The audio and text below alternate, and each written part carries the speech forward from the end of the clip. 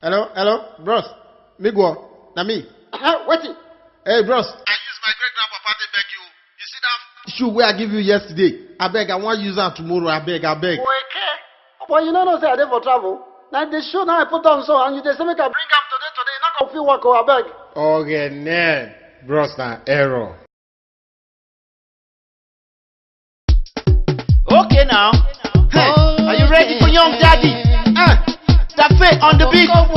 Mark Morgan. KD.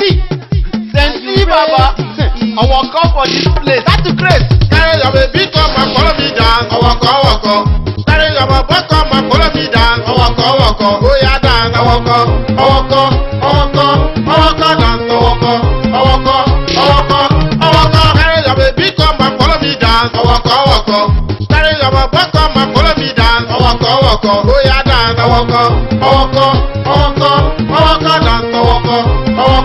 I walk up. I said no be joke. This not really serious. What I am that day for the alright now. Put on your legging shoe, baby. Put on your mini skirt. Make you come to the alright now.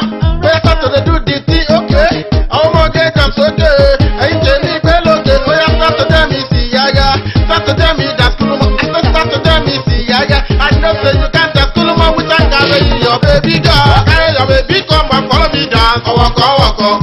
Carry your baby, come and follow me down. I walk up. Oh yeah, down. I walk up.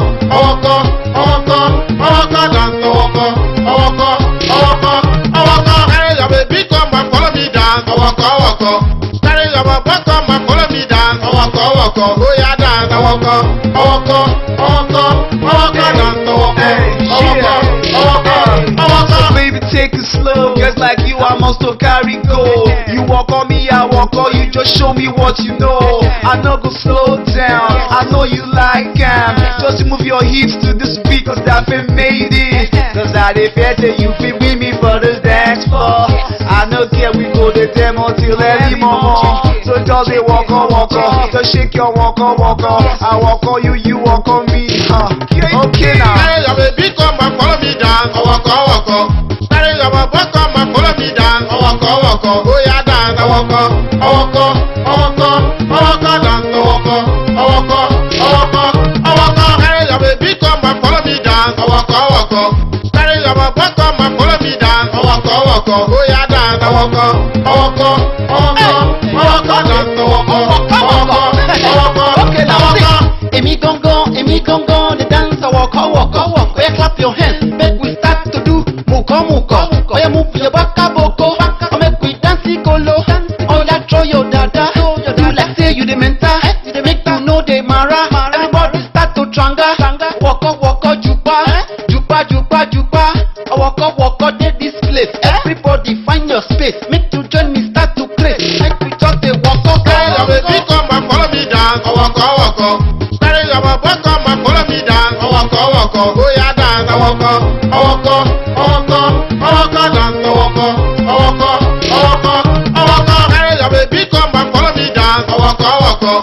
Carry your baby, come and follow me down. I walk up. Oh yeah, down. I walk up.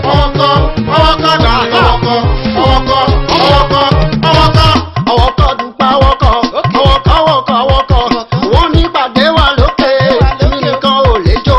Àwọn big boys tó ní jó. Dem say my pastor dey there, they dance till little Cynthia. Wọ́n gbàyà tó bàrà tẹ́sí. I go tell her mommy, I go tell her daddy, I go tell her uncle, even go tell your wife to say you dey give her feelings. You dey teach her tọ̀tọ̀rí.